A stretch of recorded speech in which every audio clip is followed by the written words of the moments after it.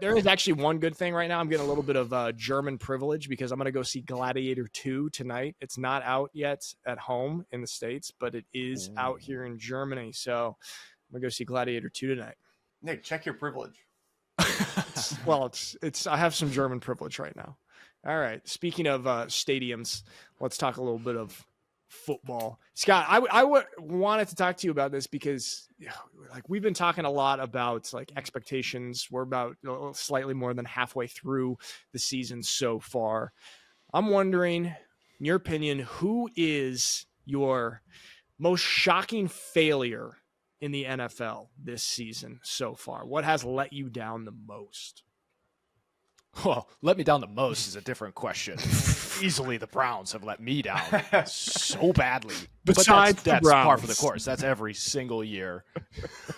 No. I would say, okay, so my take here, very low-hanging fruit to say the Jets, right? Because the expectations there were so high, just like the Mike Tyson-Jake Paul fight. People were like diving into that hype and thinking that was real. I have no idea how people took that hook, line, and sinker. Dude. Anyway. It's the perfect crime, that fight. Exactly. Perfect Genius. crime. Perfect crime. Great actors. Yeah. Yeah. And But Netflix. ultimately, like the Jets are that low-hanging fruit. So keep going, Scott. Hey, look, we have a delay worse than Netflix servers right now. Talk about your low-hanging fruit. There you go. Yeah, low-hanging fruit. Jets are easy to pick on right now because, I mean, you got Aaron Rodgers. He's coming back off of injury. It's supposed to be what last year was supposed to be as well, like this year was. All of a sudden, you got Robert Saleh getting fired because they're poo-poo on the field. Aaron gets what he wants in terms of players. He gets his boy Devontae Adams back on the field, who, I mean, from the get-go, they've actually been performing quite well, those two together. You see the connection, and Devontae had a solid game yesterday, as did Aaron. It's just ultimately the defense, which is crazy because everybody was talking about the hype of the defense being a top 5 defense in the NFL, and this year they have performed woefully below that mark. So that's low-hanging fruit, but ultimately my unique, call it failure of the year, would have to be Joe Burrow at this point. Joe Burrow and the Bengals. I think right now, even though they're the best worst team of all time, so it seems, they have to figure out a way to win those close games because right now it is just abysmally bad that they cannot finish. And I understand the kicker, Mikey, is probably, his blood's boiling right now that the kickers missed. McPherson missed those 2 somewhat easy field goals, especially the first one that went over top the goalpost, the upright. But boy, the Bengals just need to get it right. And I know I was harping on it last week that Joe Burrow's got that eye of the tiger, no pun intended, with the Bengals. But like after last week's loss, like he's doing all he possibly can. Him, Jamar Chase, T. Higgins. I mean, they had huge games, and they were this close to getting that Hail Mary at the end. But I would have to say the Bengals are starting to look like the biggest disappointment of the year for sure. Damn, dude, you took both of my answers of most disappointed. I think that's probably because those are like 2 of just such clear-cut disappointments. Obviously the Jets, like there's a great meme going around about shows like the Jets and the Patriots, both sitting at 3-7, but the Patriots have the lowest expectations they've ever had in 25 years, and the Jets have the highest expectation they've had in 25 years, and they're both sitting at 3-7. So yeah, the Jets, I think especially because, I don't know, dude, I listen to those Aaron Rodgers interviews on the Pat McAfee show each week, and there's something about the interviews that they're awesome. Yeah, they're awesome. And something about the interviews that he gives every week, like, I don't know if it's like this confidence that he has or whatever when he's giving these interviews. I feel like, oh yeah, the Jets started off poorly, but Aaron Rodgers, he's still in control. Like he's still got it. They're going to turn it around. Like he's kind of laughing at the media. He's laughing at all of us people criticizing the team because he knows they're still going to turn around and be good. And it's like, when is the turnaround? It's not, it's just absolute train wreck now. And I would say that they are top of the list for most disappointing, just because we had such high expectations for them. Like with the Bengals, dude, it's so close. Just like we were talking about last week, the margins are so close. When you flip all of those 1-score games, the Bengals would be at the top of the NFL. They would be 8-2, and it's tough because you don't want to we don't want to put the blame on a kicker, but the Evan McPherson stats are pretty incriminating. Check these out right here. 4 different one-score losses, and these are his stats of missing. He missed an extra point when they lost to Kansas City by 1 point. He missed a field goal when they lost to Washington. He missed a field goal when they lost to Baltimore in overtime, and he missed 2 field goals yesterday for another 1 score. So, dude, it's just, I don't know, man. It's incredibly disappointing. It's completely this guy's fault. You're fired. Get a new kicker. What do you think? What? How is there any sort of managerial hesitancy? You're looking at, he's the problem. Everybody else is doing fine. It's just the kicker. Get rid of him. Get a new guy.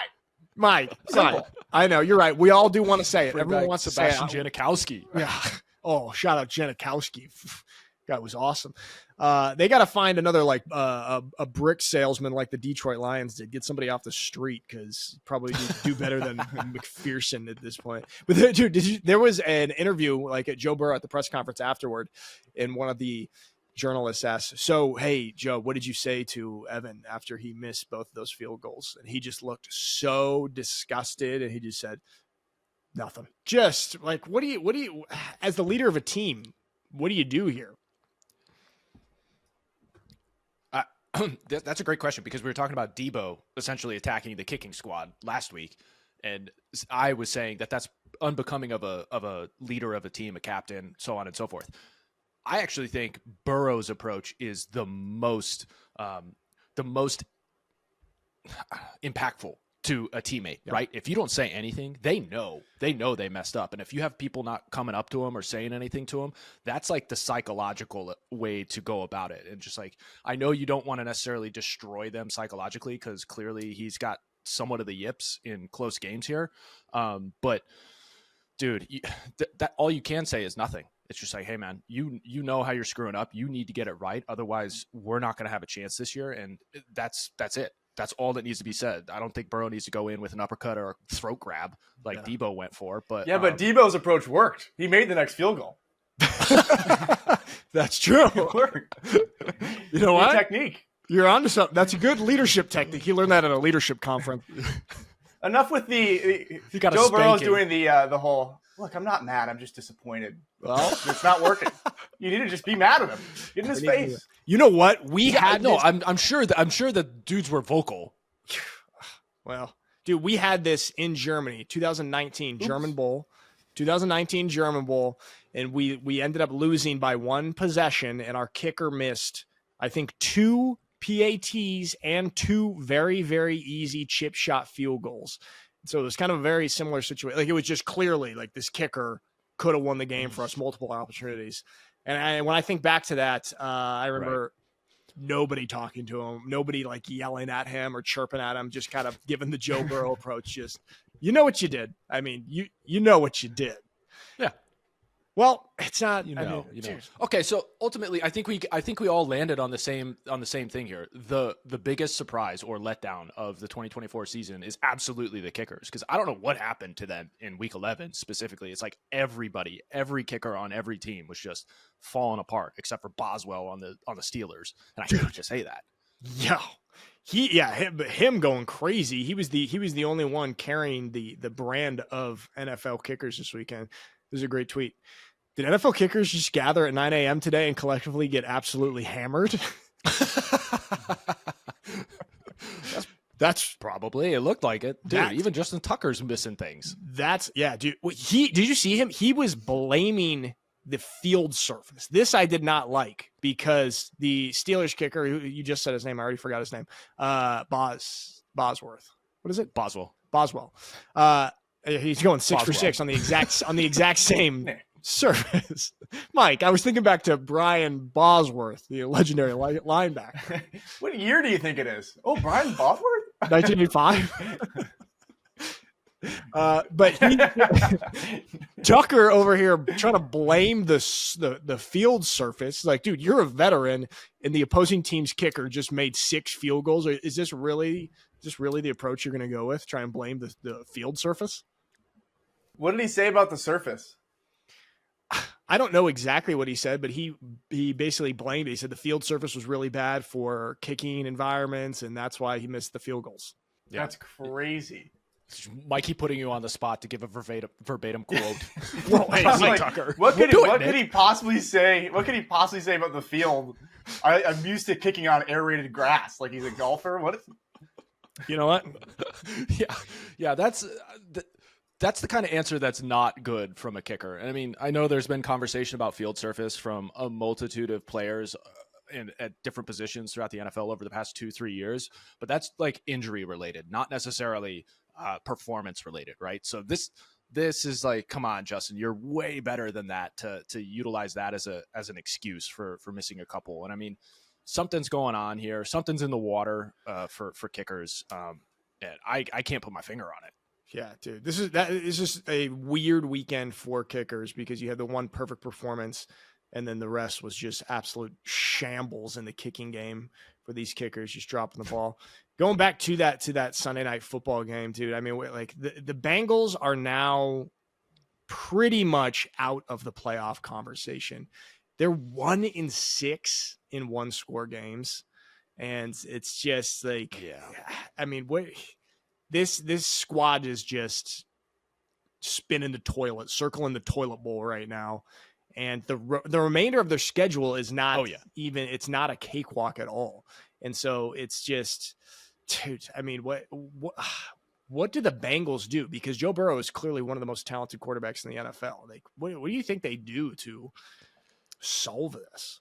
I mean, honestly, they have to shore up defensively, and they have a solid defense, but you can't give up 27 points in the first 3 quarters and expect Joe and the offense to come in and out every single week and throw 500 yards, score, 3+ tuds, in the air and so on and so forth. It's just not realistic. The defense needs to batten down and figure out a way to get stops.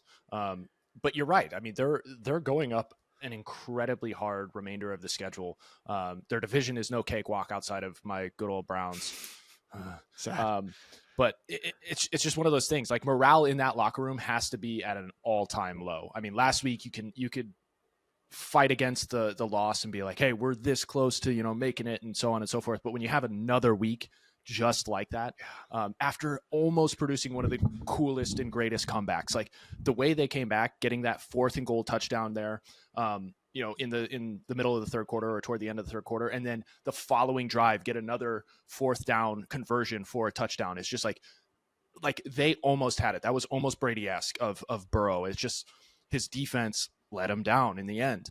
So it's really tough. Yes, you can point to McPherson and say, dude, get it together. We would have won this had you done what you needed to do. But also, like, defense, you're not absolved of any sort of fault here. Like, you too have to shore it up and figure it out. Not absolved of their sins. No, not at all. The Pope is not praying and tweeting about the Bengals defense, dude. But the thing is, they did have this comeback here, and they actually showed determination, because they were down 24-6 at halftime, and then to be able to come back from that, and then they had multiple chances to actually pull away and win. But thinking back, speaking of a comeback like this, I mean, we're harping on this team and all this negativity on this squad, but that in itself, the fact that they did come back and were in position to win, is impressive. What do we think is the secret 100%. to coming back in a game like this? Like, what is it that lets a team, when they're down by so much at halftime, to still be able to fight and get back to this? What's the secret? Yeah, the secret is, and I hate using this word, I've said it before, but it's the culture of the locker room. It's a culture of the organization, right? It's, we saw this, 2 weeks ago when the Lions were down bad, and Jared Goff had thrown 5 interceptions when prior to that game, he had only thrown 4 in the entire season leading up to it. But there was something about that locker room, something about that culture there with that team coming from top down through Dan Campbell, that you knew they weren't out of it. And even Goff, with the 5 interceptions during the game, was going to each position group and hyping them up and be like, hey, we got this. We just got to stay the course. We got to keep going. So I think the difference, what generates this, is we've all been a part of bad locker rooms. We've all been a part of good locker rooms, I'm assuming. Yep. And it's something intangible that you can't really like put a finger on for those teams that, you know, in their DNA, they have it in them to really just pull themselves up by the bootstraps and get something done. And it's like, it's just hunkering down, having that mentality and moving forward each and every play. And it's just like taking one drive at a time. And I don't know, the Bengals seemingly have it specifically on offense. Like they turned the corner big time in that third quarter. They had an abysmal first half, but boy, that third quarter, they showed some insane potential and insane talent. But again, it's just like, it has to be a full culture or locker room culture that's cohesive, and the defense just wasn't getting it done. And then on top of it, the kicking unit wasn't getting it done. So it's just like 1/3 of the team can't be putting it all on their back. It has to be a 3-phase of the game effort across the board. Yeah, dude, that's the thing. And I do feel like it's a little bit too much of Joe Burrow with Jamar Chase and T. Higgins, like trying to carry the weight of the squad. And that, dude, they still almost did it. Did you see when Joe Burrow and Jamar Chase's connection is so impressive? Did you see when Burrow was just like signaling to Jamar, like during the middle of the route, hey, cut that back here to the back corner, and then just laid it on him as through double coverage? You see that? Dude, it was awesome. That was so cool. Like that's when, you know, guys are on the same page. And I hope that those two never separate in the NFL, similar to like what Rodgers and Devontae did for a couple seasons. Like I hope that doesn't happen to them in the future and money get in the way, because their connection is as special as, call it Steve Young, Jerry Rice, even you got Stafford and Cooper Kupp and now Puka as well. And like you have these connections that are just invaluable. And I hope they continue along. But like, what are your guys' takes? Like, what do you think is the difference in the locker room, or what gives the team the ability to come back in situations like this? Do you think it's like leadership from the top down, or is it Nick? I'll take this. Go ahead, Mike. Here's what it all comes down to: a really, really good halftime speech. Okay, there's a lot to this. Okay, it's okay because the comeback, it's all about belief. All right, It's all about belief and tapping into the intangibles. You know, that those small inches difference makers, and those come through when you have real belief. And that comes from a really good halftime speech from a good coach. I remember when we were at Oregon State, we were 1-10. Okay, and we were playing at Colorado. We were down 31-3 at halftime, and we had no reason to believe that we would win that game. We went into every single game thinking we were going to lose. And Coach Petrie, the running back coach, went around giving this crazy speech. No one had ever seen him so fired up. He's like, "We're going to win. We are going to win," and going crazy. I don't know why he picked that game to actually, really care, but it worked. And we came out, we won in double overtime, like 33-31. It was a crazy comeback win. Wow. But like that was like the first time we ever had like belief that we were going to win. Hope, Coach. Hope, joy, hope. Okay, hope. That's what it is. That's what you need. Okay, Coach. We're the team of joy. Hey, we had a team of joy. The best halftime speech that I ever experienced. Actually, not the best, but one of the most memorable one. Actually, Scott, when we were playing you guys, when we were playing Yale. And I can't repeat what our coach said because it was very inflammatory and vulgar, but it was really, really memorable. I'll tell you off air what he said. But a good halftime speech can really, actually, it truly can, because Mike, you are right. It is about belief, and it's about one play at a time. I was just reading this thing today from this Vietnam War vet who talked about when they would get into kind of ambush situations and they would be outnumbered and kind of flanked by multiple different groups of enemies. And what the advice is to all of his men in his platoon: don't have your gun on automatic. Have it on semi-automatic so that one bullet comes out at a time, so that you can be very intentional and very focused with the shots that you are making, and just kind of distribute responsibilities. Hey, you guys have this area here. Keep your guns going this way. You guys right here. One bullet at a time, and be very intentional. And when you're trying to overtake a colossal task like that, or a big comeback, it really comes down to just those like tiny, very focused actions. And in football, the equivalent is just one play at a time. So, hey, the Bengals did that. They came all the way back, and then they got ambushed and couldn't finish the job. They didn't conserve enough of their ammunition in that situation, which is it's tough to see because it seems like they've shown it every week that they've lost. You talked about the one score losses that they've had, and they're right there, and it's just but that's what separates the great teams from those that just don't get it done. So it's tough to see, but I may have like a slightly different take than you guys. Like, look, I understand the value of a great coach 100%, but I think they are very rare. I think a lot of, and this is just my personal take, I find a lot of coaches when they come in and give a lot of speeches, I find it to be a little vapid and somewhat hollow. Yep. Because just I may have a personal jadedness toward coaches, and I find the motivation coming from the guys and the vibe in the locker room and the guys on the field. Like you feel that energy, you feel that sort of drive and everything. And I've never been one to necessarily get, again, this is a personal take, I've never been one to necessarily get juiced up because of some incredible speech by a coach. Especially. Again, it's a jaded take from me, but I get energized from my teammates and the guys that are in the trenches with me, as opposed to somebody that is at the helm and not necessarily in the trenches myself. But that's just me. I know exactly what you mean. I mean, like to me, I think the thing, and we've like harped on it on the show, is just the authenticity of the person, whoever's giving the speech. It could be from me, it can be from a player, or it can be from a coach. Mike, think back to our coach on the Unicorns, Jordan Newman. He's a great Texan living here in Germany. Mike, don't you think that he gave really, really good, authentic pregame and halftime speeches? Like you didn't feel like he was talking at you with coach speak? Yeah. It was very like from the heart, like true passion and just love for the game and love for the players. Yeah. And it was the exact opposite of Danny Smith from Hotchkiss. Hey, you take that back. He would go on to Wikipedia and type in inspirational war speech on Wikipedia. He'd come in at halftime and he'd have pages. He'd be turning pages, reading from this speech he printed off. Mike, I think he's inspiring the team. We're all laughing at him the whole time. Slanderous. Mike killed. Scott, he's talking about, at the boarding school that I went to and Mikey went to, Hotchkiss.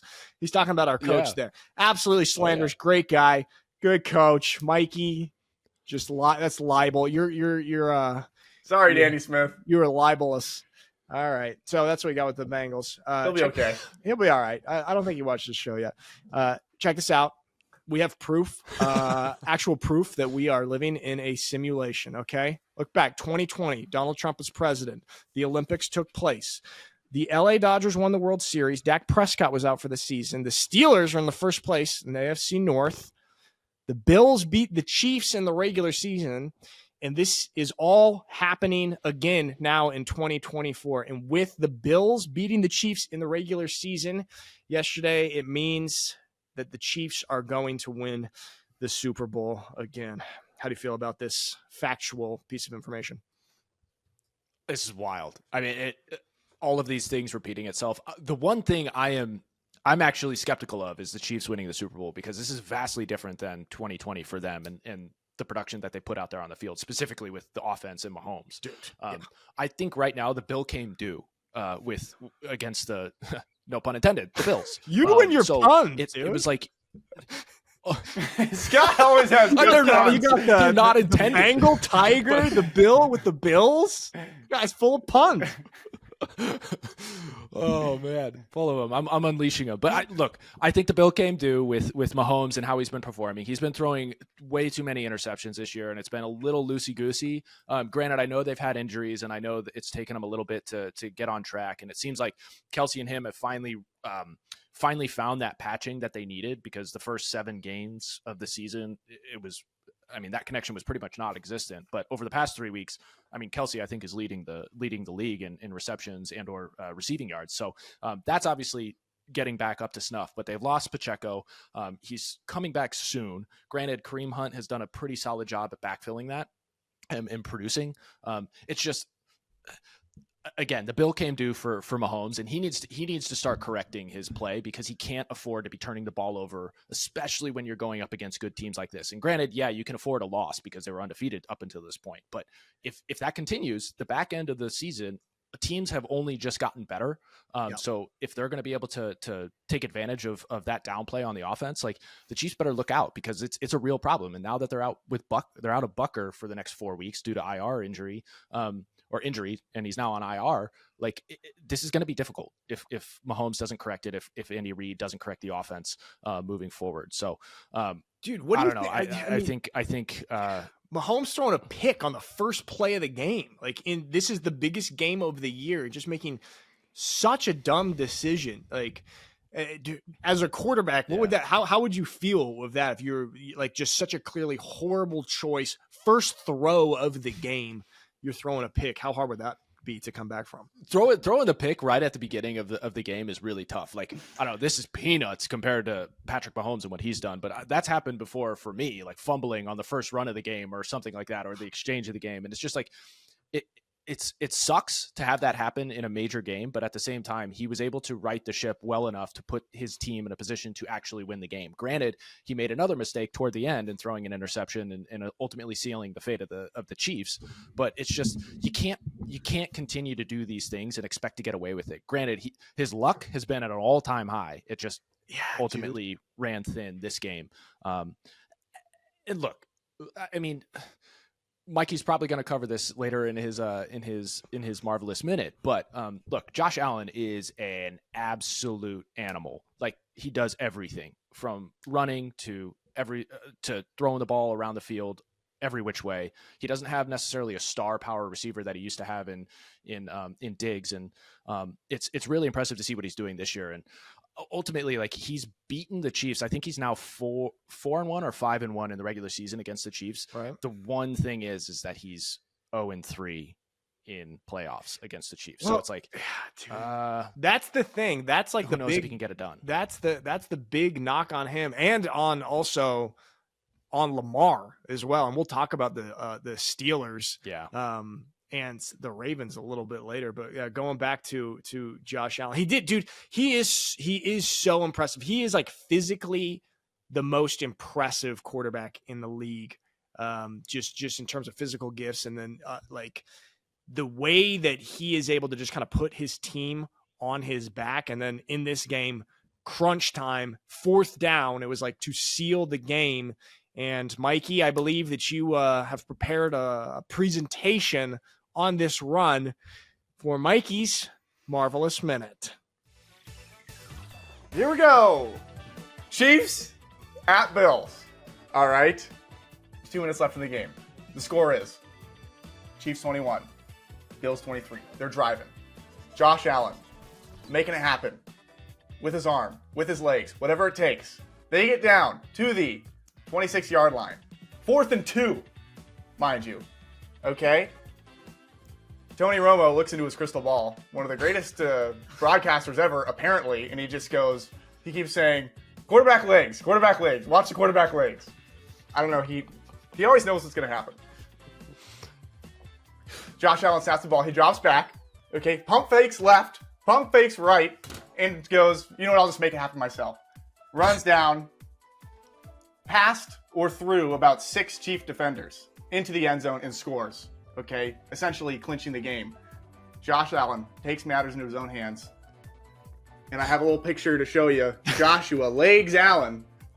There's him drawn to proportion. Okay, he's got that he's a tree man. This is what the Chiefs defenders look like when they're trying to tackle him. See how long his legs are, really big. 6'5", 240. He's a tough guy to bring down. You watch that play, and it's like, you know, on defense, when you don't want to tackle a guy, so you purposely take a bad angle so you're out of position. No. One-on-one, open field tackle. You know, Nick, the stuff you do all the time? No. That's what it seemed like everyone was doing. I missed him. Chiefs decided to go no spy in the quarterback. Okay? In the words of Dodgeball, it's a bold strategy, Cotton. Let's see if it pays off for him. There we Didn't pay off. Josh Allen plowed through the defense and scores, sealing it, giving the Chiefs their first loss, and ruining their perfect record. There you go, Mike. There you go. Nice job, Mikey. That is a bold strategy, Cotton. Let's see if it pays off. No, that's actually a great point. What in the world are you doing? Do you guys think I'm getting better or worse at that? Do you want your life to get better or worse or stay the same? I think you're staying the exact same, which is perfect. It's like the harder I prepare for it, the worse it is. That is actually pretty interesting. Clutch crunch time, 4th down, and to not have a quarterback spy on one of the best running quarterbacks in the NFL who is known to do this, just from a defensive standpoint. Like, yeah, this is, I know that's like, put your middle linebacker spying Josh Allen and don't let this happen. He's looking like Scott Williams at Jesuit High School in 2008, just rumbling down there, scoring touchdowns. Scott, you were a dual threat back in the day a little bit. My one approach, a little bit. That's I had to utilize my legs in order to get noticed by college scouts. Because boy, it was either Keenan's open or I'm tucking and running. Those are my 2 options. Like, shout out to Keenan. We gotta get him on. We gotta get Keenan on the show. Our superstar high school football teammate. Yeah. So I don't know, man. Do you think this is exciting and this is cool for Bills fans to beat the Chiefs and to knock them off their perfect season and their big streak, like dating back, I think, to Christmas last year is the last time that the Chiefs lost. But of course, we have our simulation data here that shows that this is going to be a repeat of 2020. Do you think that this year is different for the Bills if they do end up facing the Chiefs deep in the playoffs, which is very, very likely to happen? Is it the Bills' year? Yeah, I think of all the years, this one feels absolutely different, strictly because I think the locker room camaraderie and connectivity is deeper, absolutely, in this year. Because, like I said, in the receiving core, they don't have any sort of big personalities, any sort of characters who may or may not feel as though they're getting the ball enough, right, or throwing that out there and kind of creating small ripples and rifts in the locker room. I think with the guys that he has at his disposal, they're all on the same page. They all want to win. They're incredibly impressive. They did so yesterday. I'm blanking on number 10's name, but he had an incredible game, coming through in the clutch for Josh Allen. And I just feel like now that it's that Josh is the guy, not that he wasn't last year, but there's no other like competing voice being raised on the offensive side. So I think the cohesion of the team is vastly different this year than it was last year. So that's why I say, like, I think they may have a shot, dude, especially with how down and out the Chiefs, even with one loss, kind of look. That is such an interesting point because, like, it's so counterintuitive. You think when you lose a star wide receiver like Stephon Diggs, like, that's going to hurt the team. But we've seen this on a couple different teams. Like, even like when the Chiefs lost Tyreek Hill, that was such a big deal. Everyone freaking out. And Mahomes actually had better stats the next year. And the Chiefs passing game was better the next year without Tyreek Hill. And so it's something when you have like a big superstar kind of big ego wide receiver, get me the ball. It was the same thing with Dak Prescott back in the day. I'm blanking on the name of his superstar wide receiver, who then when he got shipped out, Dak played way better. And so it's so counterintuitive. But I mean, what do you think, Scott? Like, have you ever had any experience with this, with like feeling an extra pressure to get the ball to a specific guy? Yeah, I mean, look, we were just joking about my high school experience, and it was like I was lucky enough to have Keenan for 2 years of my high school career. But when I got into college, I switched to strong safety and then ultimately outside backer toward the end of my career, just because of the weight gain and everything like that. So it's like stress weight. That freshman 15 from my high school experience, but dude, it was nuts. Maybe for you, quarterback should be more of a hobby. And we got to get that's what I was essentially told by the coach. Before and after picture of Scott high school, Scott sophomore year of college. You beefed up, dude. I was looking like a twig in high school and then a thumb in college. I was like this, but dude, it was, I mean, there's extra pressure to get it to certain people, especially when the others, like when it may not be clicking as well. Granted, like that was such a cool thing about Keenan. He wasn't like a personality or he didn't have an ego that came out and was detrimental to the team. Right. He was a team player through and through. So it's like, it really depends on the person, that star that's on your team. Cause you look at like, and this hurts to say because we just shipped Amari Cooper out, but of the Browns, but he's been lauded as one of the best, most consistent NFL receivers for quite some time throughout his entire career. And, even Nick Saban a couple weeks back, early on in the year, was talking about how incredible he is as a teammate, because he's just a quiet dude and goes about his business, similar to like what you heard about Larry Fitzgerald back in the day. And he's just such a professional to a T, and goes above and beyond without ever like raising his voice and being like, hey, when do I get mine? When do I get mine? Because he knows, like, if he puts in the work, one, the team's going to get theirs, and two, he's ultimately going to get his as well, because he's performing at such a level. So it's just, I don't know, there is pressure for the quarterback to get certain people the ball, only because those certain people are the ones that are loudest. And it's like, you got to get them the ball in order to quiet it down and calm down and get the team in one direction and on a trajectory. But like, is that what's best for the team? That's a case by case situation. Yeah, it feels like it is better to have a good handful of solid wide receivers who are all capable, as opposed to one big superstar who needs the ball all the time. But it's interesting because it's a little bit like counterintuitive. Sticking with the AFC, the other top teams in the AFC, the Ravens and the Steelers, dude, Lamar, man, he is awesome. He is also him, and I feel like him and Josh Allen are two of the most talented quarterbacks, like physically gifted. But Lamar cannot perform at his best when the lights are the brightest. Dude, in the last 4 years, the Ravens are 1-8 against the Steelers. The Steelers have had 9 different quarterbacks or so play during that time. Okay. And they still have not been able to beat the Steelers. Like, Mike Tomlin just has their number. What is this? What do you think? Does Lamar Jackson just not have it? Is he eventually going to be able to perform the way he does in some of these lesser important games? Or is this just is he doomed for this type of I think he has it in him to overcome this little hill of his. And I said, like, oh, Patrick Mahomes is definitely the Mount Everest for him. Once he finally climbs that, he's going to ultimately catapult into one of the greatest that's ever played this game. That's just my personal opinion. I think this is more of a smaller molehill, or a smaller mountain before that Everest. Look, Tomlin is a savant when it comes to defensive schemes and building out a team that, plays the Steeler way. And the Steelers are known for always having a stout, just incredibly tough defense.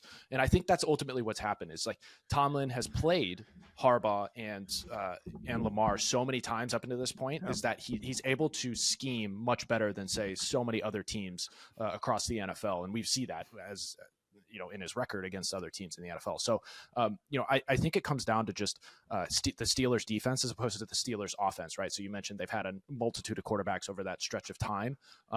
And it's just one of those hills that I think Lamar will inevitably get over. But it's just a testament to how good Tomlin and the Steelers defense is year in and year out. It's just nuts because, they're playing at a level that is mind blowing to me based off of their roster and how Russell played last year with the Broncos. What? Where is this resurgence coming from? Dude, that's the thing that's most impressive to me, because we were talking about how high expectations we had for the Jets coming in this year, and we thought the Jets were going to be in the conversation at the top of the AFC. And we were all talking about, hey, the Steelers, they've got washed Russell Wilson, and we were so surprised when they were even winning games with Justin Fields at the start of the season. And now Russell Wilson is undefeated since he's been back, and the Steelers are one of the top teams in the AFC. Dude, I think that is such a testament to, just like you were saying, Mike Tomlin's culture, man. And he's one of those quarterbacks that you can feel is really about it. When he speaks, it's authentic. He's not trying to be anybody that he's not. This is one of the most authentic and seems like one of the coolest coaches to play for in the NFL. But it's interesting because both of these teams have such a reputation and a legacy for having hard-nosed, tough, gritty defenses. And this year, the Ravens defense actually sucks. And so it's just interesting to see Well, hey, there you go. I think that was the answer here for this game. I don't think it was so much Lamar as it was defensively not being able to lock down Artie Smith's offense on the Steelers. And honestly, tipping my hat to Artie Smith and coming in and creating a culture, or at least plugging into the culture that Tomlin that has created, or at least extended after Cowher. Just his ability to come in and figure out the offense, because prior to that they had Matt Canada, and ever since Ben Roethlisberger left, they've been stumbling and bumbling about Heinz Field all year and every year. So like it seems like their offense has finally clicked with Artie Smith at the helm as OC, and with the tools at his disposal. Like he knows how to call games with Najee Harris in the backfield and whoever's the quarterback. Like he utilizes Russ to his strengths as well as Justin Fields, and we saw that a couple times last night. Hats off to Artie Smith and what he's doing there, because it's nuts. And then also hats off to Boswell, because he seems to be doing his job. Yeah, and he's not complaining about the surface of the field either. Is this crabgrass? Russell Wilson. Here's another contributing variable to his performance increase: the change in altitude. Okay, Ooh. He was altitude training in Denver, and now he's Mike, that is a hot, so he can breathe. Hot. He has better conditioning. Are you by chance a professional turn that into a clip. Analyst? Did you study at the Institute? Yep. Big mountain crane. Then you go down and play football better. Sports analysis at the Institute. Wow. We should closer to ocean. We should football farther. We should give you a medal. Hey, I was thinking about this. Is this not kind of interesting? There you go, Mike. Is this not kind of interesting? Like 4 of the top teams in the AFC come from really like gritty blue collar cities that are not glamorous. You got Baltimore, you got Pittsburgh, you got Kansas City, and you've got Buffalo, New York. What is the deal? Why are all of the top teams in the AFC coming from these kind of B tier American cities? Dude, we don't need glitz and glamour in the Rust Belt. That's just not part of the culture. It's grit and grind and just like no complaining. That's what it is. It's like we don't need the flash of LA or anything like that. Ultimately, I think that's what it comes down to. It's like I think we talked about this a couple of weeks ago, but those organizations really do personify the people and the culture of those regions in a way that's like kind of scary, right? It's just you feel the grit, you feel the energy coming from the fans, yes, but it's like the people who go there and play for those organizations sign up and fully buy into that culture. I mean, say for the Browns.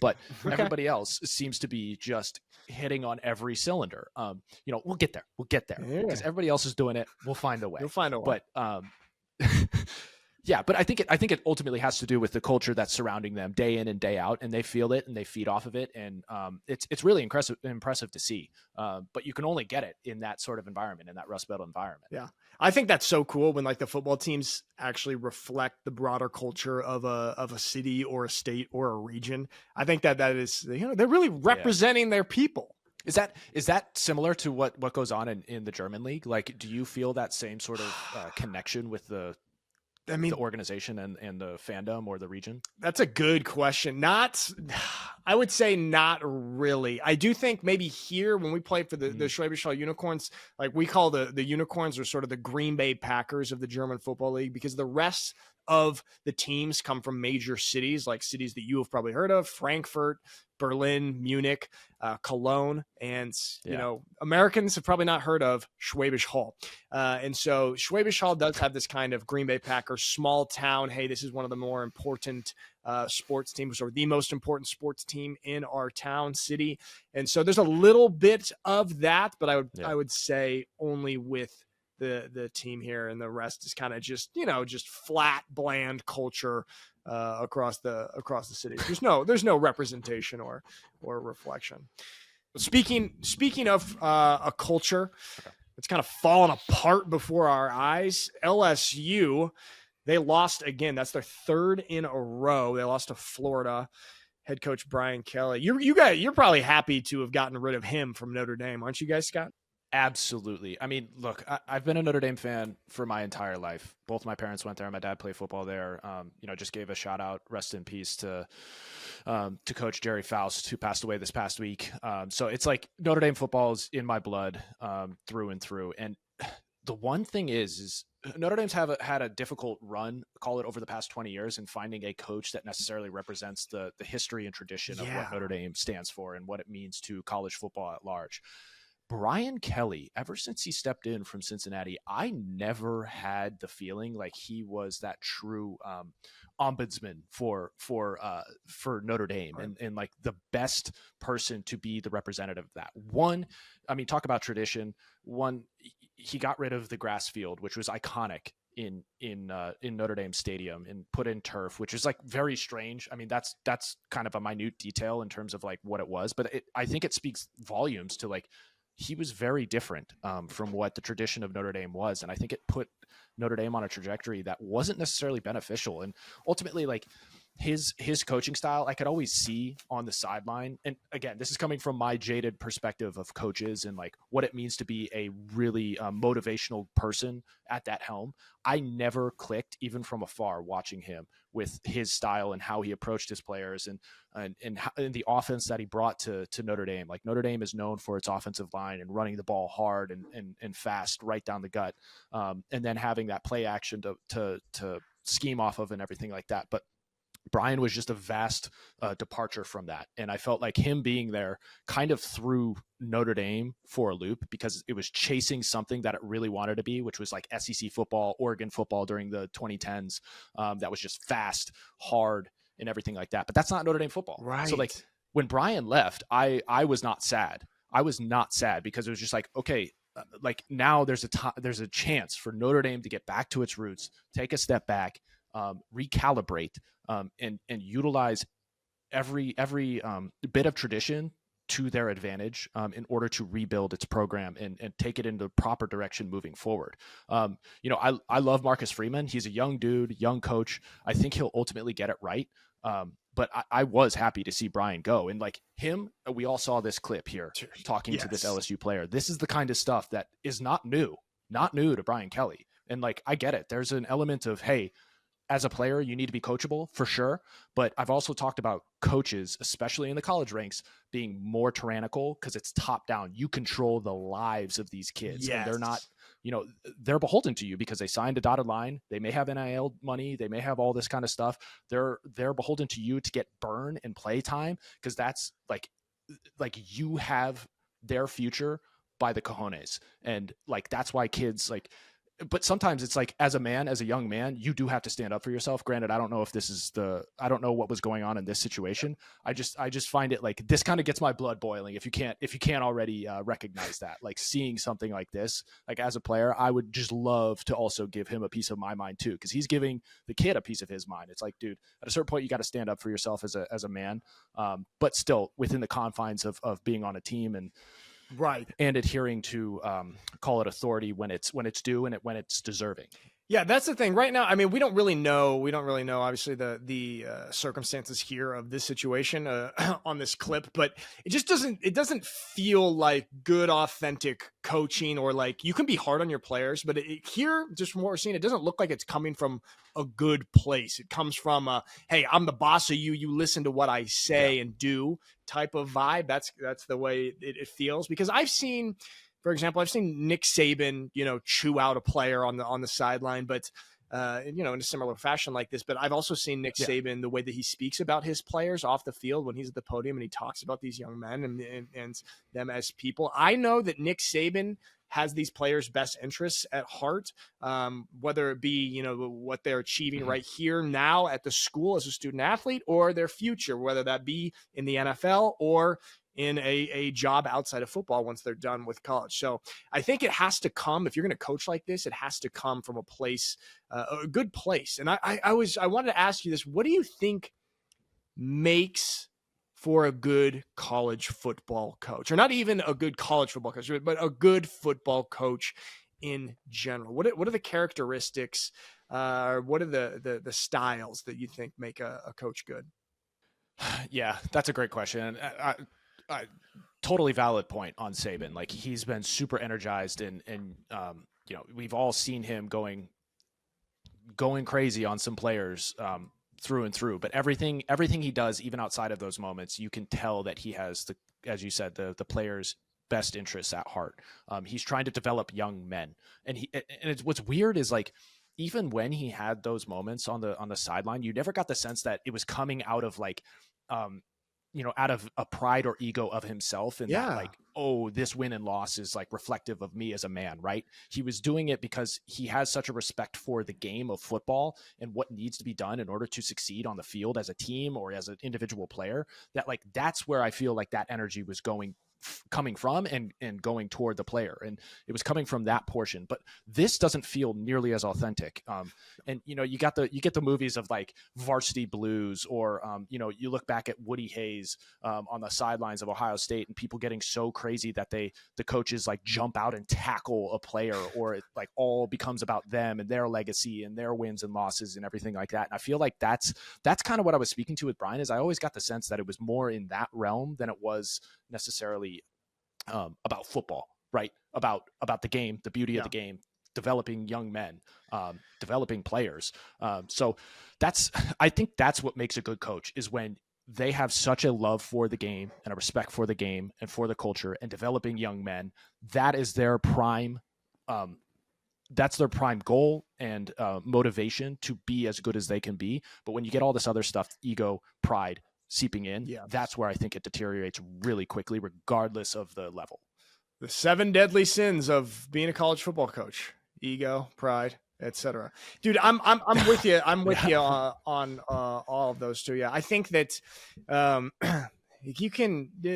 I've had experience with a few different college football coaches, like different varying levels of experience. I had my college football coach at Georgetown, but then I've also had interactions with others. Like, when Joey was getting recruited, I went on some of these recruiting visits with him to some of these big Pac-12 schools, and sat in the office with some of these big time kind of famous college football coaches. And what I took away from those, and what I still remember today, is them just blatantly lying to our face, to like our family's face.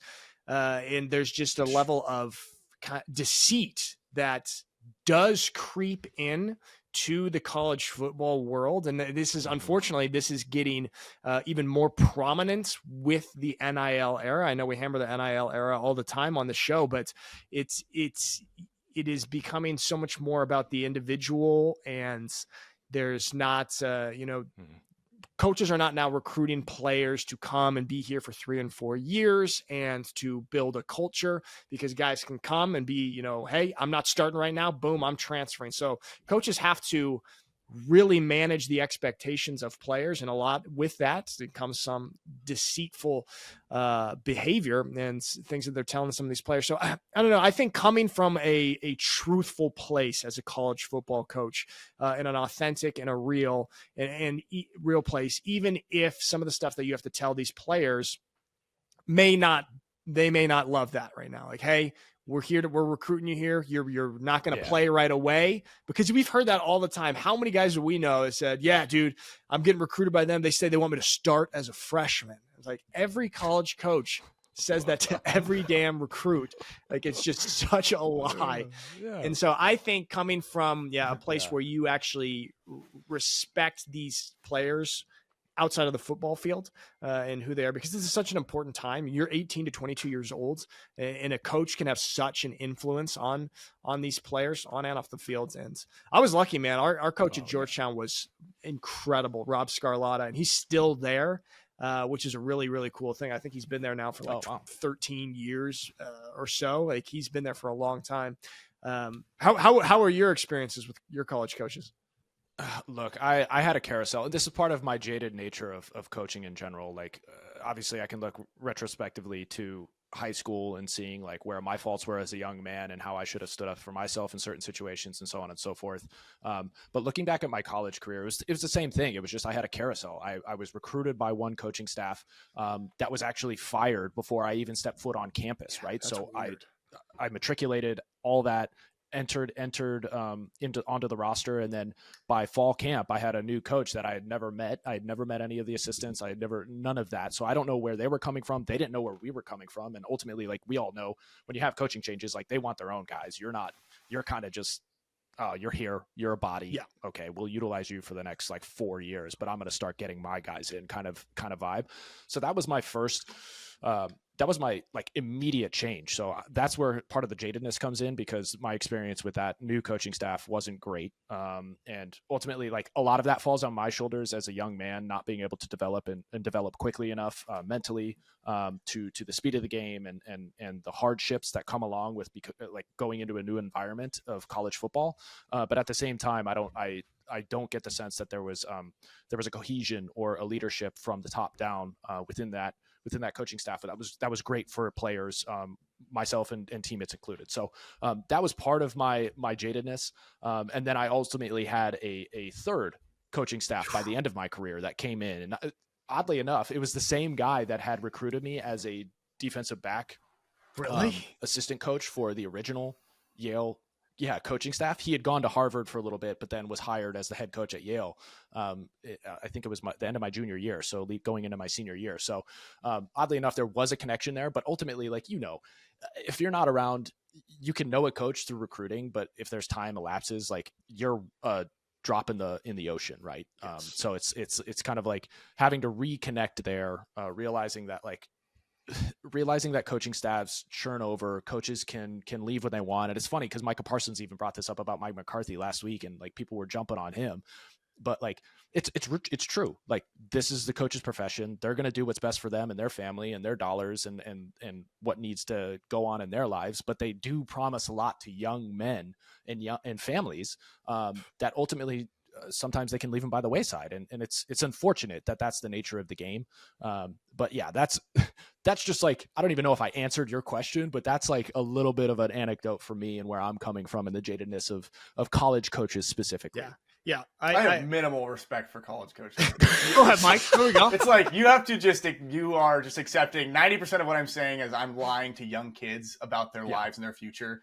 Yeah. So I could have slightly more job security and feel slightly more comfortable in my job. I'll ruin your life. I don't care. Yeah. Any kid, you're just disposable chess pieces to me. And then most of them just get off of that power, knowing that these kids are going to give them everything, and then they can just put them to the side if they, based off of their mood, or if they don't like them. Oh, whatever. Yeah. Exactly. And that's to my point about the ego and the pride, like coming in. It's like a lot of coaches fall into that realm. Yeah. But it when you have a coach that isn't thinking in those terms. Right. Like, those emotions are, that's going to happen in any job. But when you're in a job where you have the lives of young men, there's a little bit of responsibility with that most seem to completely neglect. Yeah, absolutely. Damn, especially there you go, Mike. Wow. Go off, Mike. Especially at the big time, 1A level. I mean, even like the coaches that recruited Andy to Cal, like they came in our living room and they absolutely just lied to our family's faces for an hour and, kind of charmed us and then just gave him the cold shoulder the entire time he was there. And so this is such a common thing. This is why I have so much respect for my college coach. Granted, it's a 1AA level, so it's a little bit different, but this dude was straight up honest. His whole life is the kids that he recruits to that school. And the fact that he's been there for so many years, like he has no ambition to go to some other places or leapfrog or anything like that. And I'm lucky because I think that's super rare to have a college coach like that.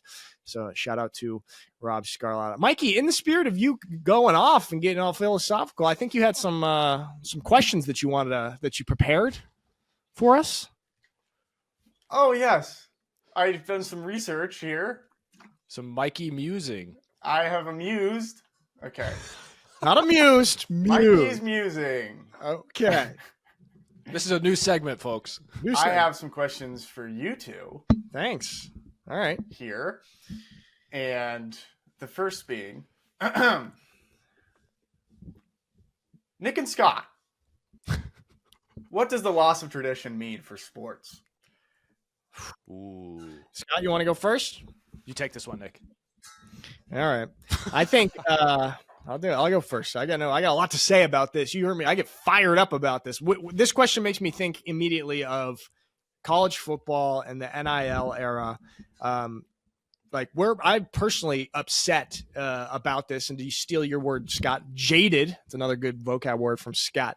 I'm jaded about kind of the lost traditions of college sports when we disintegrate a conference that has been around for 110 years, and these rivalries that have been around for 110 years. The Pac-12 conference used to be the Pac-8, then the Pac-10, then the Pac-12. And I think that the tradition of these rivalries, this is something that is not only exciting for players on the team and coaches and people that are in the organization, but also for the universities as a whole, and also the communities that those universities are in. When I think of Corvallis, Oregon, and Oregon State University, and kind of the way that they've kind of been brushed by the wayside to serve some of these TV contracts that they did not get involved with, it really is something that I think is a shame.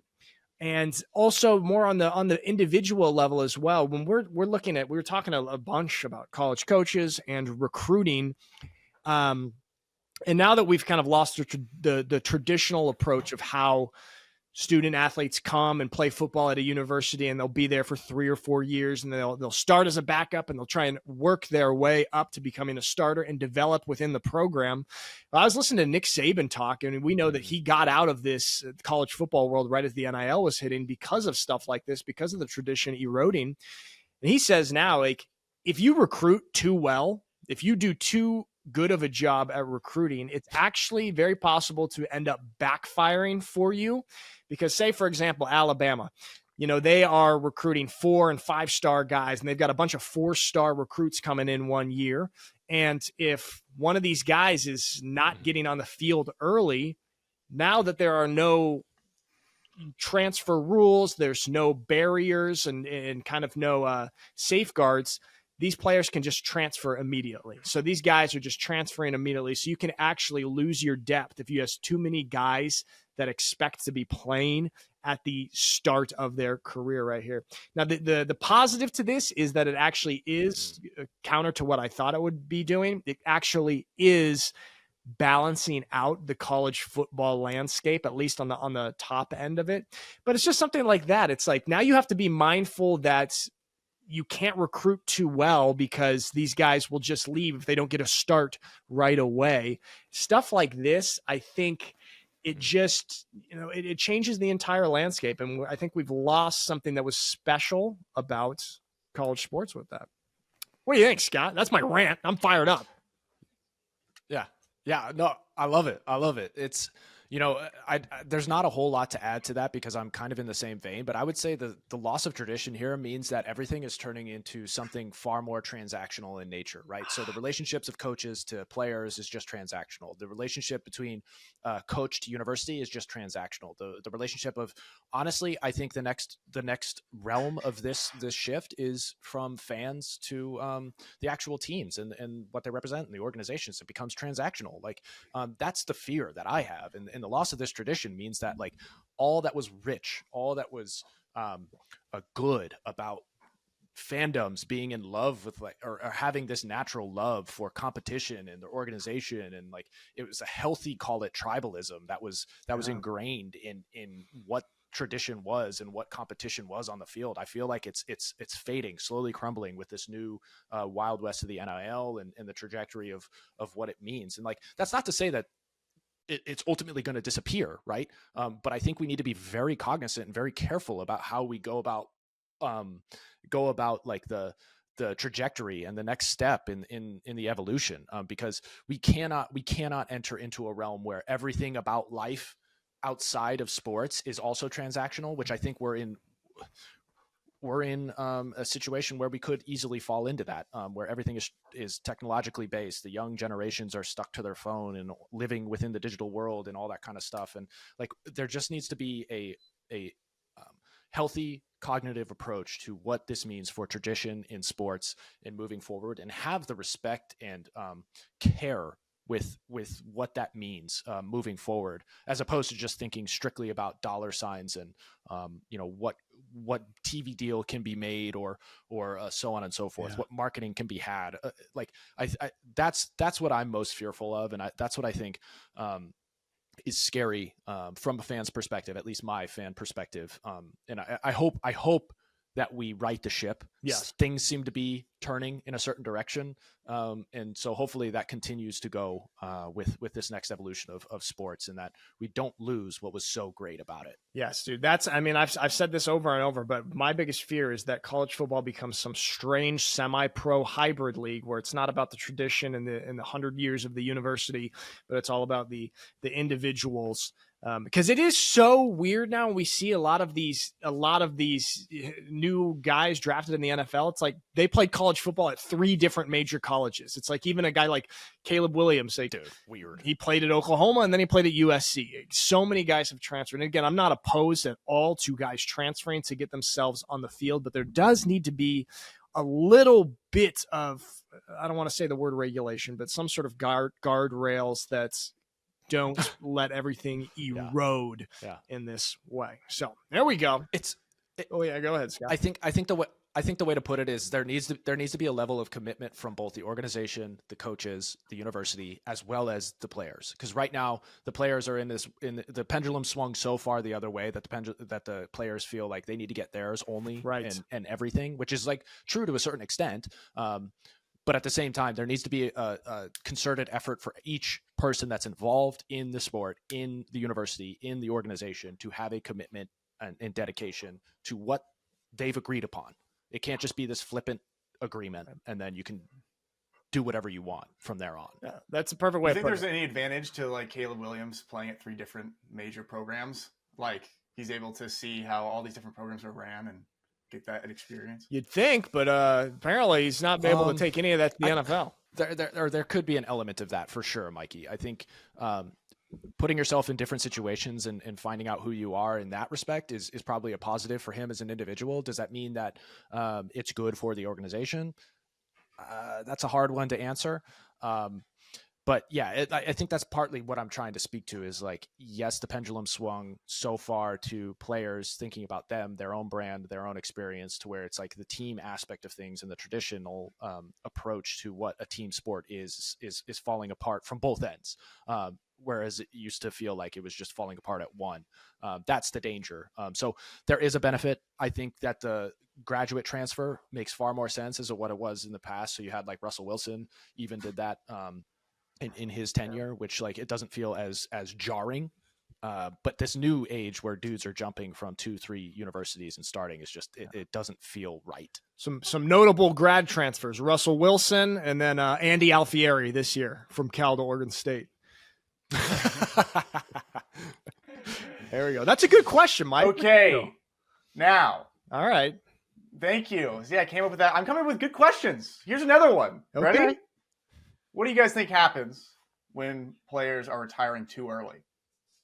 Ooh, this is interesting. I'll go first on this one first, because Scott. my answer is incredibly short. Yeah, from anecdotal, I was forced to retire because I wasn't good enough. I was left by the wayside. So what happens when players retire too early? The good thing is like for those people who aren't like at the top and like have a future, call it, you're able to start thinking through all the different scenarios and all the things that you may want to pursue in your life beyond sports, right? So you have that opportunity to start thinking through that. When you're talking about professionals who have been in the league, like an Aaron Rodgers for 20 years or something like that, granted, he's made so much money that like the world's kind of his oyster and what he wants to do next and his interests and everything like that. But with guys that are like just at the cut, right? Or they're barely hanging on at 1 year or they're on a practice squad, like I understand that like when it's their identity to a certain extent. They're an NFL player. They're a young guy. They're a masculine dude, like playing a violent sport. And it's like, when you retire, you need to be able to start thinking about like what you want to do after the game has passed you by, because it will inevitably. So I think that's also incumbent upon the college coaches helping instill that thought process in the young men as they're going through the college ranks, regardless of them having the ability to make it to the NFL or not. I think that is such a key to developing young men, is to be thinking about life after ball, right? Like this isn't like enjoy it while it's here because it's only here for so long. So I think that's such a crazy thing. And like, I grew up in a household where my dad was thinking about that. He, funnily enough, my brother ended up marrying the daughter of one of my dad's former teammates. So he was older. Dick Ambrose at the Cleveland Browns was a part of the cardiac kids squad at the Browns when they were again relevant. But he told my dad when my dad was a rookie, because they had lockers next to one another. He told my dad, "Hey, like, understand that this is not going to last forever. You need to think about what's next." And Dick ended up getting his JD while he was playing in the NFL. And that actually spurred my dad to do the same, because he went and got his law degree while playing in the NFL, so that when he did retire, ultimately, he had something to fall back on, and something that wasn't just like up in the air, right? It wasn't just like a grandiose idea. It was just like, it was planned. Hey, this is what I want to pursue after. And I go forward from there. So I think ultimately this ended up being much longer than I thought it would be, this answer. But ultimately, I think it's incumbent upon the college coaches to help develop that thought process with kids in college, because not everybody is going to make it to the league. Actually, very, very, very few people will. And very few people who do end up actually having a career in it. So I don't know. That's my 2 cents. I love it, dude. I mean, I always forget. That's so cool that your dad did that while playing too. That was really, really cool. Here's what happens when players retire too early. They start podcasts. I stole that joke from Mikey. So Mikey wrote that joke for me. I'm your writer. He's my ghostwriter. No, what you said about the college coaches, Scott, hits home 100%. And I think that's fantastic. At Georgetown, our coach Scarlatta, I keep bringing him up this episode, but he's very impactful. He had this motto for us: 4 for 40. The 4 years that you spend at Georgetown will set you up for the next 40 years of your life. I retired from football after college, and I didn't think that I was going to play again. But that kind of identity crisis, if you want to call it that hit me really hard when in my first year of not playing football. So ultimately, I ended up coming out here to Germany. I thought I'd play for 1 year. I ended up playing a whole career out here in Germany for 7-8 years. But I do think that is so important to have something that you can pursue after football. And I remember, because of that 4 for 40 motto that Scarlatta had imprinted in my brain, when I came out here to play football in Germany, I started a bunch of other projects, including a YouTube channel, including a documentary film, some kind of side things that I knew, okay, when I'm done playing football, whenever that might be, this is kind of where I will turn my attention and energy. And I have him to thank for that, because I've seen a lot of guys who retire, whether, they just don't get opportunities anymore to play, or they do decide to retire on their own. But you can really hit an identity crisis, because when you're playing football from age 10 until you're 22, like 12 years of your life, it's such a big part of your identity. When you have that taken away, it is a really, really difficult thing for people. So I think recognizing that for everybody, that day is going to come, and you can set yourself up for that day in life after football. So just, not being surprised when it comes, and having a little bit of preparation for it, because it comes from everybody. I disagree. Burn the boats. Go all out. Okay. We never, ever considered any possibility outside the NFL in our room. We had a great room. Out of our 6 running backs, 5 made the NFL. And 1 is I was this close.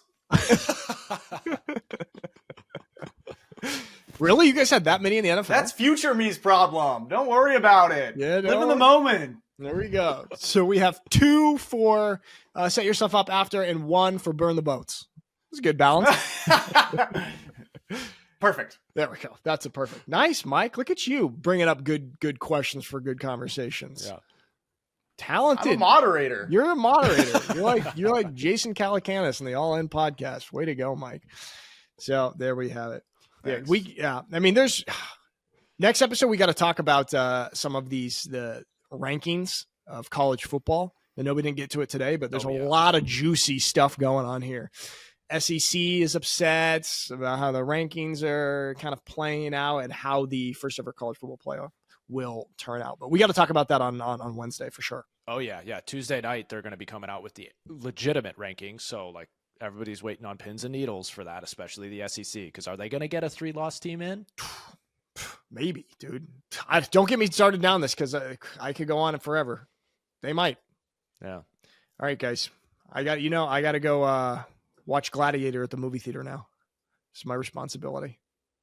This is my duty. Are you not entertained? Are you not entertained? Right? What's your bet that line is going to be reused? Oh, that's good, dude. They love callbacks on some of these. They love hitting the nostalgia button. I would go 50-50 on that. I'll let you know after this, actually. That's a good. Are you not entertained? I'll let you know how it is. Yeah. Reviews are good. Please Looks do. good. I got a bad feeling that it will be. Denzel's in it. It'll be cool. All right, guys. Good stuff. Everybody, thanks for watching. We'll see you on Wednesday.